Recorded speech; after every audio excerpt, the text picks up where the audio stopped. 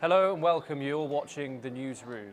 Let's have a look at what's breaking this hour, and we start in South America, where police have clashed with protesters near the Narek Expo Center in Johannesburg ahead of the opening of the G20 Leaders Summit.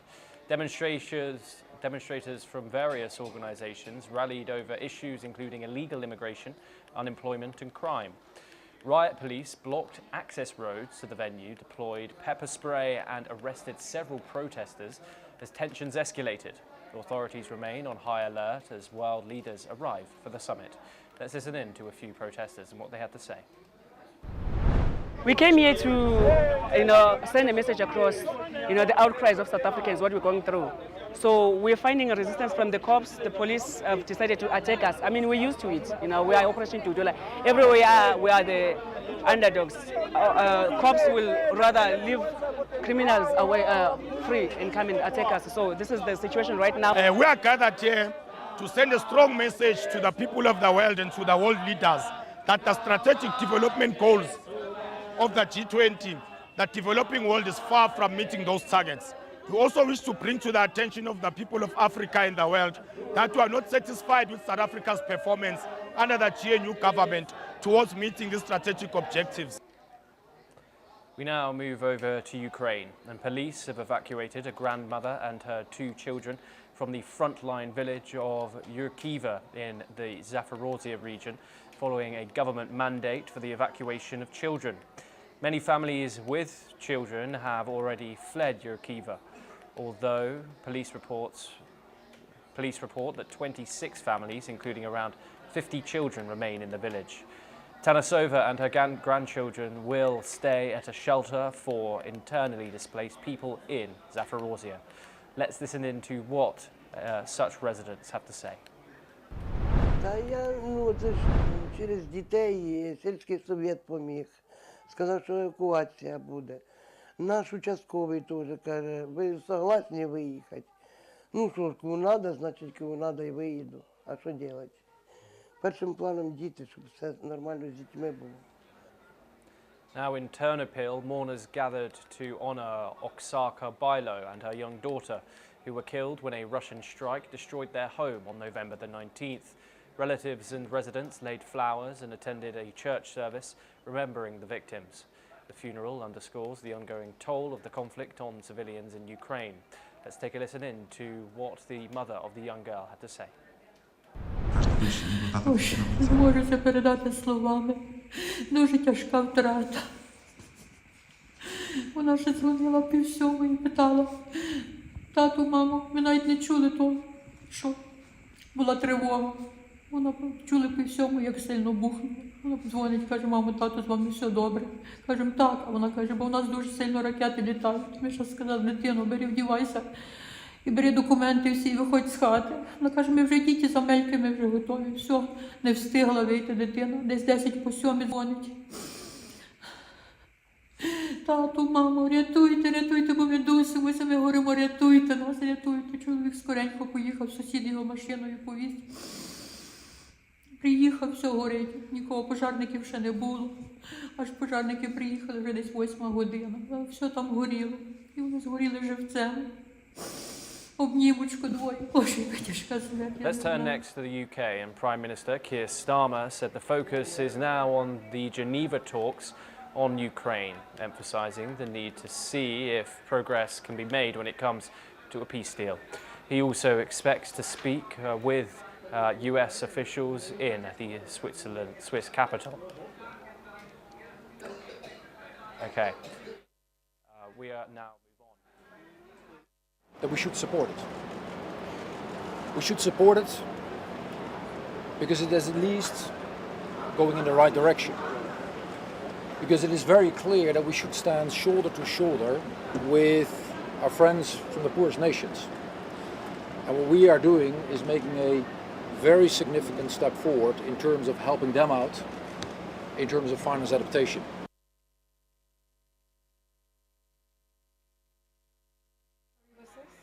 Okay, this comes as US and European officials meet with the Ukrainian delegation in the Swiss capital in order to discuss the US proposed 28-point plan, many of which critics say succeeds to Moscow's plans. This plan would gift the Donetsk region over to Moscow, including 10% of the territory, which is not under Russian occupation. Okay, we now move over to Nigeria for our next story, and Niger State Governor Mohammed Umar Bago has announced the closure of all the schools in the state following the kidnapping of more than 300 students and teachers, one of the largest mass abductions recorded in Nigeria. The government said schools located in vulnerable areas will also be closed, including all schools in Niger North, until further notice. Authorities stress that the measure is aimed at protecting the lives and properties of civilians amid rising security concerns. This is what he said.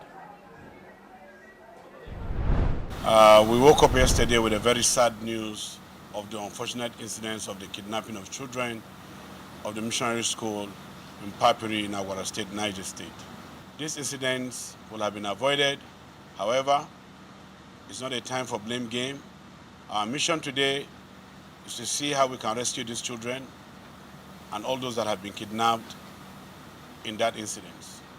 As such, we are calling on all the security agencies, civil society organizations, organized labor, clerics, to please focus on the rescue of these children. We turn now to Latin America, and opponents and supporters gather outside Brazil's federal police headquarters as former President Jair Bolsonaro is taken into police custody, who was previously under house arrest, is appealing a 27-year sentence for his role in an attempted coup to block leftist president Luiz Inácio Lula da Silva from taking office after the 2022 elections. The detention has sparked shows of both celebration and solidarity among members of the public. Let's take a listen in to one of the reactions. Estamos numa situação completamente absurda, imoral, de perseguição política. Então não dá para ter outra reação que não seja uma profunda indignação. Now we move on, and Yok Moo Ming, former chairman of Taiwan's new party, has criticized Japanese Prime Minister Sanai Takaichi for her recent remarks on Taiwan, calling them false thinking and an extension of militaristic ideas. Takaichi had suggested that China's use of force on Taiwan could pose a survival-threatening situation for Japan, implied possibility of armed intervention, and framed China as a weak opponent. He further said many in Japan recognize China's growing national strength and urged that historical evidence of Japan's past actions, including the Niger massacre, be presented to educate younger generations. He concluded that Japan's past must be documented truthfully to provide context and warn against militaristic ideas, emphasizing that facts alone can counter false claims and misunderstandings. This is what Yok Moo Ming had to say. Sanai Takaichi always had a false thinking on China. She thought Japan has invaded China before, so China is like a defeated opponent. So now she wants to continue to realize the militaristic idea of invading China and hurting the Chinese people. Let's just listen to what she said. Many people of insight in Japan also have said that China is no longer like China in the past compared in terms of national strength. So let's not argue with her. I hope she will talk more. We only need to bring out the evidence that Japan hurt China in the past, including hurting the Chinese people, the massacre in Nanjing, etc. As long as these facts have been reported by the media in the past, as long as those briefings are easy to collect, relevant academic institutions and relevant units can show them truthfully so that our younger generation can understand. Now, 1 week after the November the 13th murder of Mehdi Kessaci in Marseille, the investigation still continues to stir public outrage. The younger brother of prominent anti-drug activist Amin Kataichi, Mehdi's death has led to a silent march earlier today. Now, initial investigations indicate that the order to kill Mehdi came from the highest levels of Marseille's criminal underworld, with suspicions pointing to the DZ Mafia, the city's most powerful ruling drug trafficking organization. Interestingly, Mehdi Kessaci was not involved in any drug trafficking, and his death was not the result of a criminal rivalry. Rather, it was a targeted attack against the brother of an activist who had recently entered politics. Mehdi Kessaci, a founder of the Conscience Association, has been under police protection after learning of plans by criminal organizations to kill him. The murder is seen as an attempt to intimidate activists and impose a code of silence. Police and community leaders have cited this as a failure of the state and Europe to protect civilians from organized crime. Let's now take a listen in to Mehdi Kessaci's father, who recently attended a gathering in memory of his son. C'est un drame, monsieur. Si quelqu'un tue ton fils de 20 ans pour rien, c'est un drame, monsieur. Quelle place avec les balles, parce que je suis le papa de Kessaci, Mohammed Mehdi. Là, c'est pour un mort. Un jeune de 20 ans, il est parti pour rien. Je vous souhaite comme ça, la solidarité pour tout le monde. Je veux la sécurité pour tout le monde. Now at the annual gathering of the Young Union in Rust, Markus Söder, leader of the Christian Social Union and Bavarian minister, has delivered a strong critique of the Alternative for Germany party, otherwise known as the AfD. Söder focused on the AfD's close ties with Russia, accusing the party of maintaining a close relationship with the Russian government. He also reiterated his party's refusal to cooperate with the far-right group. Söder furthermore stated that only the Christian Democratic Union, the SDU, and the CSU can counter the AfD's rising influence in German politics. Let's listen in to what Markus Söder himself said on this issue. Ich kann sie nur für mich sagen, und es deckt auch die ganze CSU, auch in meiner Verantwortung. Eine Kooperation, eine Zusammenarbeit mit der AfD ist ausgeschlossen. Erstmal wird es die eigene Partei zerreißen, es wird auch unsere Anhänger, die bürgerlichen Anhänger zerreißen, würde die bürgerliche Mitte reduzieren, und zwar ganz massiv, und am Ende wären die Bürgerlichen nur Steigbügelhalter. Das wäre ein Versagen vor der Geschichte, das wollen wir nicht. Wir müssen jeden AfD-Abgeordneten befragen, wie ist sein Verhältnis zu Russland. In diesen Zeiten, wo die Gefahr jeden Tag wächst, dass Russland unsere Freiheit bedrohen kann und vielleicht sogar bedrohen will, muss doch klar sein, dass die AfD im Moment jedenfalls den klaren Eindruck hinterlässt, sie hängen am Rockzipfel von Putin. With the AfD's growing support in eastern Germany, Söder has predicted strong political confrontations in upcoming election campaigns. He has also confirmed that neither the CDU nor the CSU would enter into any alliance with the AfD. Moreover, the AfD is currently under scrutiny by Germany's domestic intelligence agency as a partly confirmed by right-wing extremists.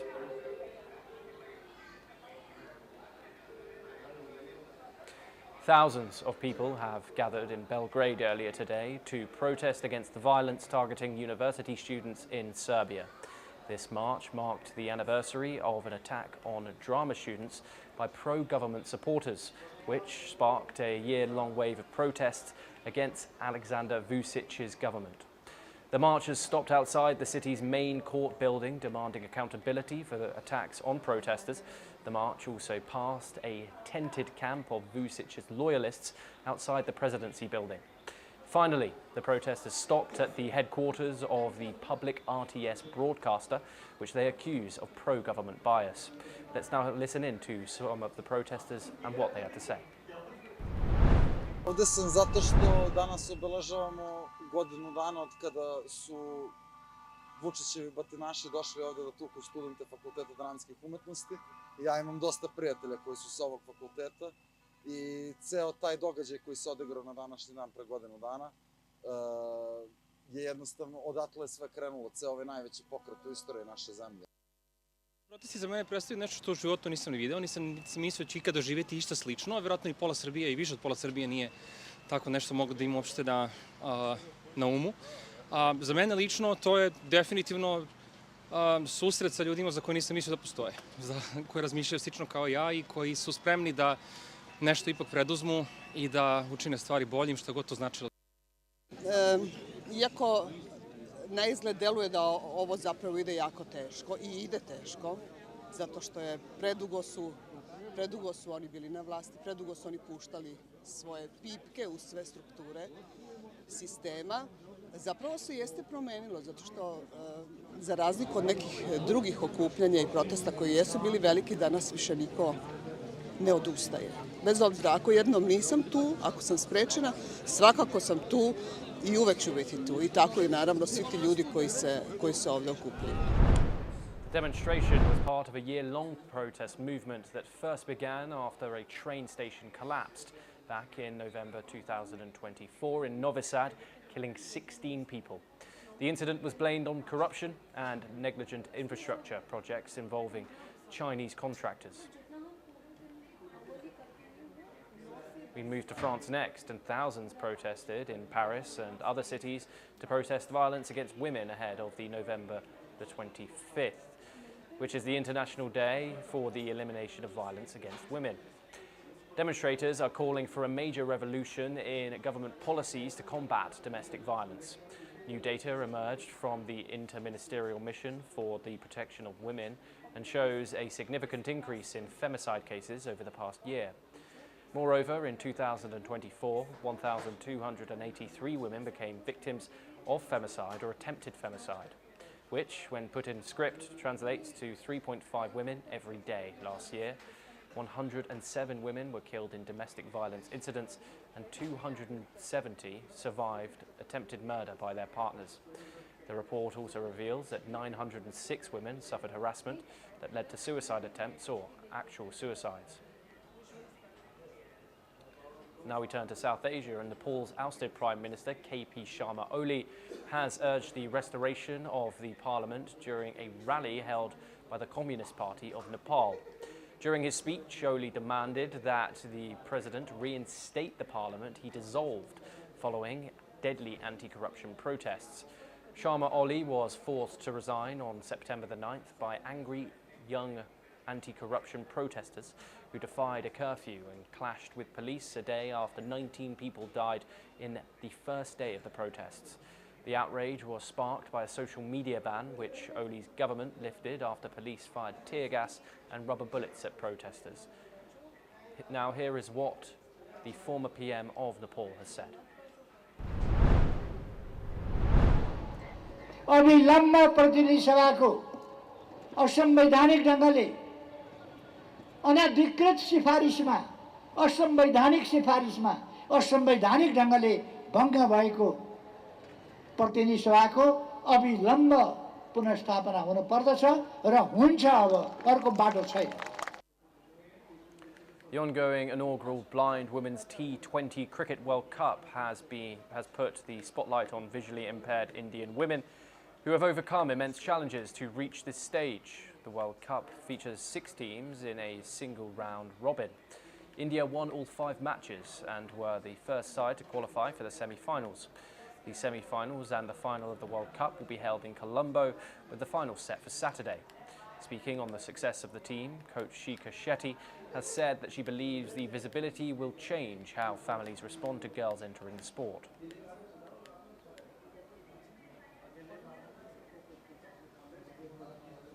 French transport authorities are on high alert as a severe cold snap grips the country. The transport minister conducted an inspection of a crisis management centre to monitor operations and ensure that infrastructure remains functional. Officials report that road and rail services are experiencing delays due to icy conditions, with emergency teams deployed to clear main routes and assist motorists. The minister emphasised the importance of coordinated response, urging local authorities to maintain high readiness and ensure public safety. Residents have been warned to limit travel where possible and take precautions against extreme cold. The government is continuing to monitor weather patterns and will update the public as conditions evolve. Let's in fact take a listen in to what the French transport minister had to say.